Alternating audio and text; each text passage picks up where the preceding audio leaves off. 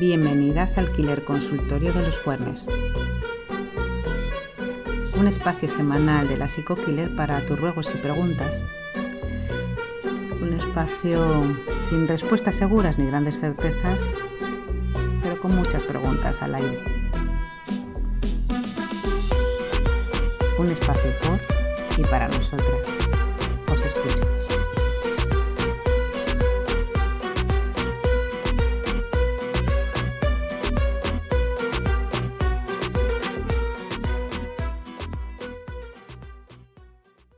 Bueno, pues bienvenidas a todas, queridas Killer oyentes, a este quinto Killer Consultorio después de 2 semanitas de parón. Os saludo desde mi nuevo espacio madrileño, de vuelta en la City. Y bueno, la verdad es que muy cansada con la mudanza, cansada y contenta a partes iguales, y con muchas ganas de retomar este Killer Consultorio que después de 2 semanitas, aquí tenemos unos cuantos meloncitos abiertos. Sé que tengo varios pendientes, ¿vale? Pero voy a priorizar en función de mi mood de hoy, que es vamos a bajo ritmo, ¿vale? Porque está siendo una semana de vuelta al curro bastante intensa. Empieza julio, ese mes que se merecería no uno de los killer calendarios, sino 10, en el que crees que estás de vacaciones, pero no, en el que todas las ciudades están de obras. ¿Madrid está de obras siempre o son cosas mías? Porque he estado 4 años fuera casi, esto no se apaña. Em, y bueno, os voy a decir las cositas que he elegido para el killer consultorio de hoy. Bueno, la primera pregunta es de esta semana, la tenemos fresca, pero me ha gustado mucho la pregunta porque creo que es algo que es como muy recurrente en la vida de las mujeres. Y la pregunta es, ¿de verdad es necesario que nosotras soltemos, aunque lo estemos pidiendo, para que otras cojan? Y no me refiero solo a tíos, sino también a tías, y no solo en casa, sino en el curro. Yo lo que entiendo que dice aquí la compi es, ¿de verdad es necesario que aunque yo esté diciendo, oye, ocúpate de lo tuyo, prima, que hasta que yo no suelto, las demás no van a coger? Me ha encantado esta pregunta, porque me veía como reflejada en muchos momentos de mi vida. Y esto es algo que le decimos mucho a nuestras madres y suegras, que también hay varias preguntas sobre suegras. Verás qué risa. Que no nos dejan hacer las cosas, que se creen que ellas las hacen mejor que nadie, que se meten donde no las llaman, ¿no? Y muchas veces sin darnos cuenta nosotras también somos la suegra de alguien. Y luego voy a contar esta pregunta desde aquí. Em, yo he sido en los trabajos de la de ya lo hago yo. El ya lo hago yo tiene que ver con muchos elementos, ¿no? En la vida de las mujeres. Puede tener que ver con querer ocuparme de muchas cosas para así ser más querida o más necesaria, incluso en el trabajo, ¿no? Todo esto de manera inconsciente, ¿eh? Puede tener que ver de alguna manera, creer que yo lo hago mejor que los demás y que las demás, ¿vale? Puede que yo lo haga mejor que los demás, ¿eh? También existe esta posibilidad.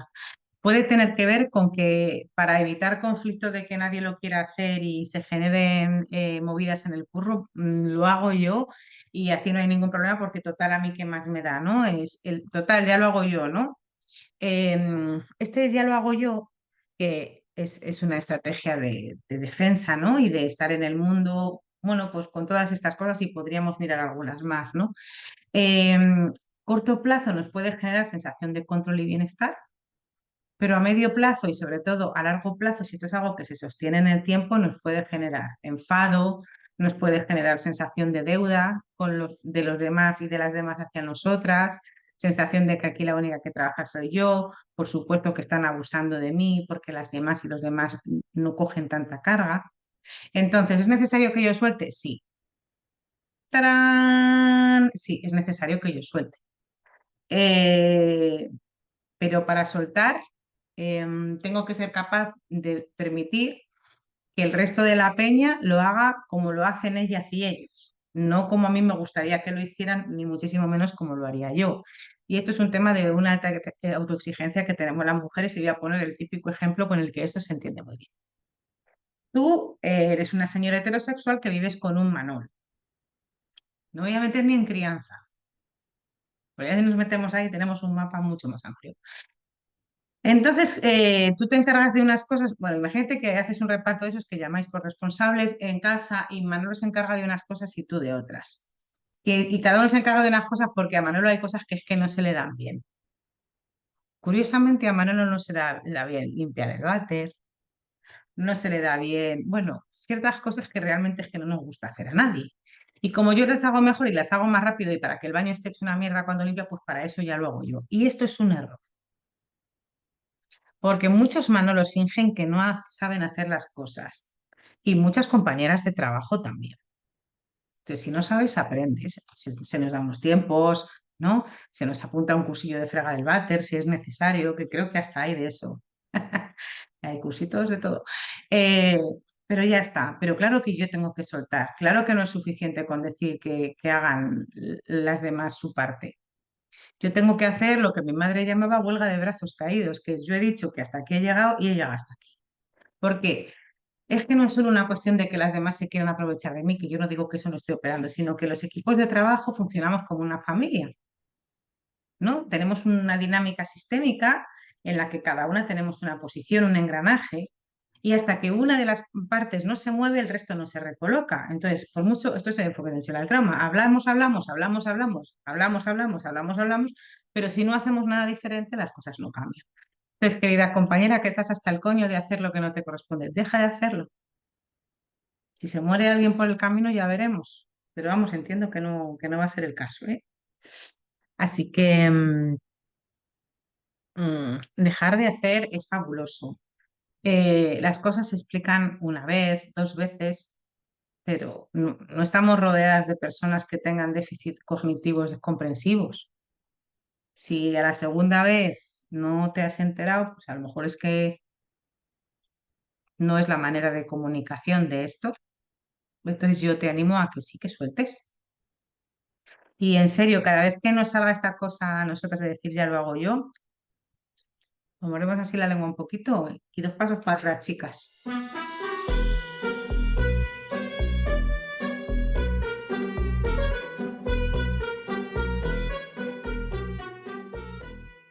Pues vamos a seguir con el tema de las suegras, porque hay dos preguntas con respecto a las suegras. Os leo la primera. ¿Qué distinto es ser suegra de ellos y suegra de ellas? Yo no he entendido bien esta pregunta, porque aquí cuando hablas, compi, yo entiendo que eres la suegra. Y tú como suegra dices, ¿qué distinto es ser suegra de ellos y suegra de ellas? Y después, el objetivo es perpetuar su rol de cuidadora y que sus hijas y que sus hijos sigan siendo todopoderosos y omnicuidados por siempre a su imagen y semejanza. Entonces entiendo que no eres la suegra. Es una forma de control, es un reflejo, yo qué sé, pero vaya temazo y cómo nos pone.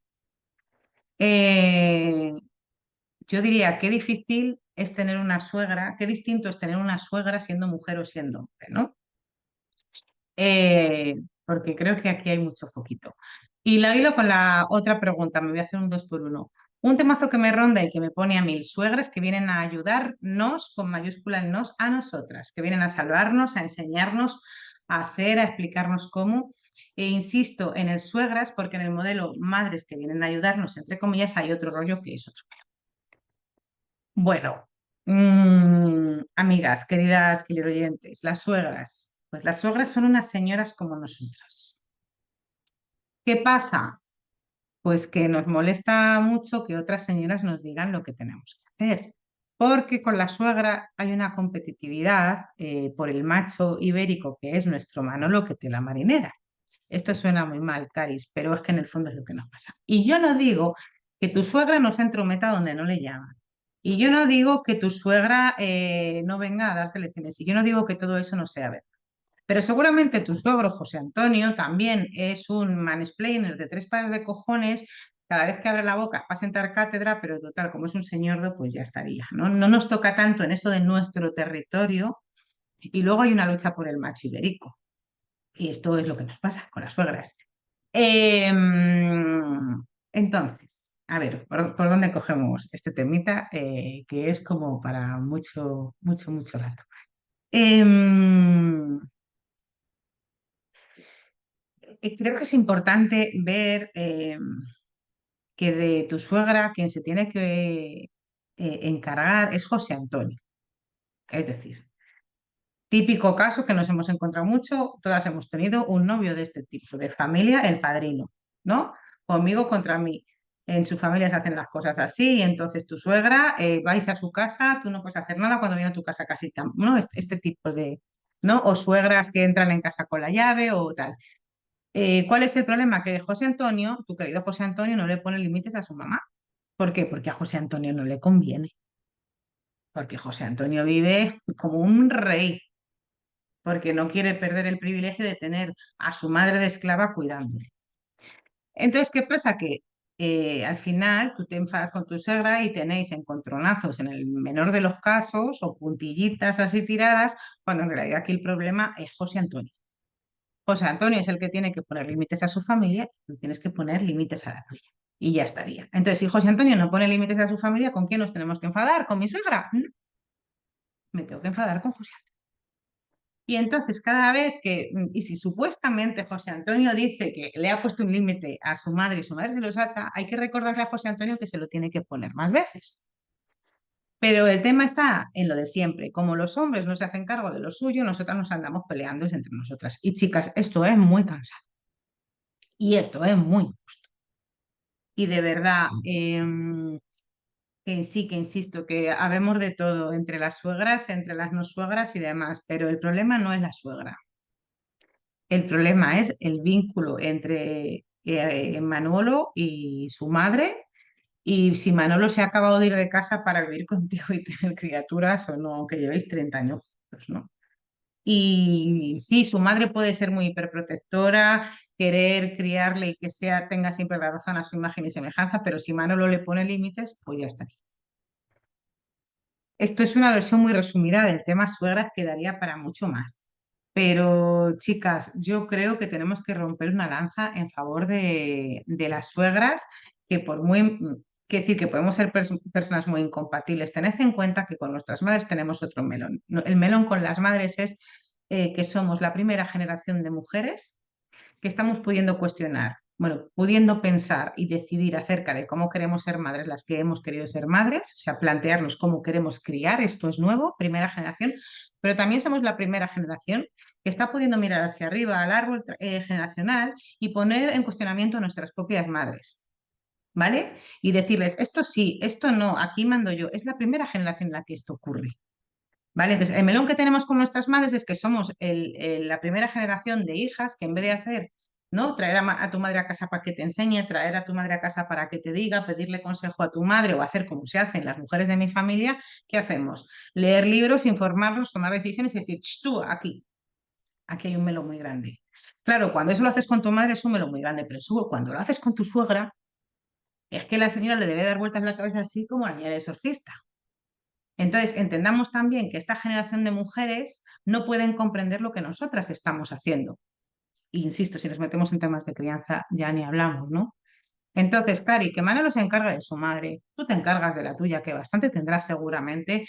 Eh, y como una cosa sí que creo que es importante tener en cuenta, o para mí lo ha sido, ¿no?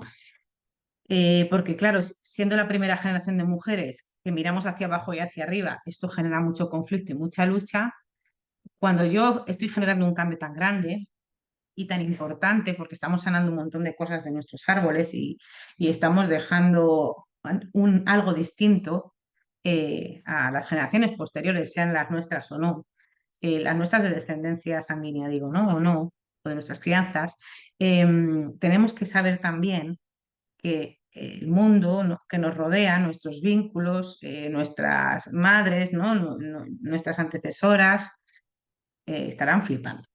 Y que cuando algo no lo comprendemos, sentimos mucho miedo y esto genera muchas defensas que pueden tener que ver con la agresividad, con el miedo, con la tristeza, con lo cada una sabe las suyas.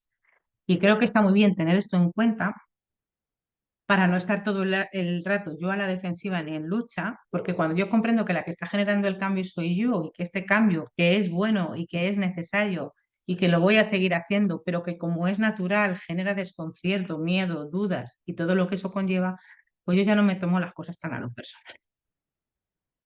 Bueno, querida amiga Sagitario, siempre quería decir esto, espero que te sirva.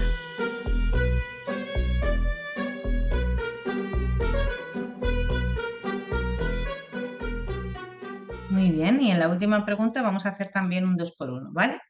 Mirad, la primera dice, no es una pregunta, es un enfado tremendo. O si es pregunta, ¿por qué los servicios sanitarios para mujeres son gestionados por hombres y nos tratan con tanto desprecio? Esta pregunta se responde sola, lo que pasa es que no nos gusta la respuesta. Acompaña a una amiga víctima de violencia sexual perpetrada por hombres a hacerse una citología que ya se retraumatiza y lo pasa fatal, y en las 3 salas de citología que hay solo hay ginecólogos hombres que nos tratan con condescendencia y si tan siquiera mirarla a la cara. Un desprecio a la situación. Al final nos fuimos sin realizar la prueba y con reclamación puesta al centro de salud. Y la otra pregunta, que no sé si es de la misma compi como la de las suegras, ¿es posible hacer servicios de salud informados y sensibles al trauma? ¿Por qué hay hombres que se meten a ser ginecólogos? Me encantan las preguntas. Vale, ¿es posible hacer servicios de salud informados y sensibles al trauma? Sí, pero al sistema no le interesa. Eh, Vivimos en un sistema que nos enferma y luego nos monta un sistema sanitario como para que sigamos siendo funcionales para el sistema capitalista y si no, pues hasta luego, Mari Carmen. Entonces, claro que es posible, posible es, pero hay tantos intereses en contra de que esto exista. Es que si el sistema sanitario fuera informado en trauma, estaríamos mucho más sanas, consumiríamos mucho menos fármacos. No interesa, pero yo sí creo que es posible. Claro que creo que es posible. Creo que es posible tener eh, servicios sociales informados al trauma, escuelas informadas al trauma, como ya están trabajando muchas compañeras y compañeros en el Estado español, institutos, por supuesto, informados. O sea, claro que sí. Ahora, ¿cuál es el problema? Si todo tiene que ser informado al trauma, lo mismo es que vivimos en una sociedad altamente traumatizante y tenemos que ir un poco más a la base, ¿no? ¿Por qué los señores se hacen ginecólogos? A ver, teniendo en cuenta que cualquier señor médico se cree Dios, pues puede que haya, yo no dudo que haya misóginos que se hacen médicos, o sea, ginecólogos, porque oye, más poder todavía, ¿no? Que nadie me venga con un no tolmen, por favor, ¿eh? Eh, y luego, es que yo creo que ninguna mujer que ha sufrido violencia sexual debería ser atendida por un hombre. En una ginecología, en una primera atención, en unas urgencias, ¿no? En un servicio de emergencia para mujeres víctimas de agresiones sexuales, es que creo que ahí no tiene que haber hombres. Y ya está. No digo, no creo que la solución sea la evitación absoluta del contacto con ningún hombre. Para mí, esta no es la solución. La solución a todo lo que está pasando para mí no es a todas las violencias machistas que sufrimos, para mí no es evitar el contacto con todo hombre. No creo que la evitación sea nunca la solución. Ahora, mientras solucionamos esto, si es evitar o que me maltraten y me violen, evitar, por supuesto. Digo como solución global y definitiva, yo no lo creo. Yo creo que, pero sí creo que en los momentos de emergencia o en un momento como una revisión ginecológica, ninguna mujer que hayamos sufrido violencia sexual tendríamos por qué ser atendidas por un hombre si no es lo que queremos. Y ya está, y esto debería estar, o sea, esto es de lógica, esto ya ni informaba el trauma hace falta, esto es de lógica, de cajón, de cajón. Ahora, en el sistema médico, y esto no es para hablar de que no son solo los hombres y tal, no, no, pero es que en el sistema médico no te miran a la cara a nadie prácticamente.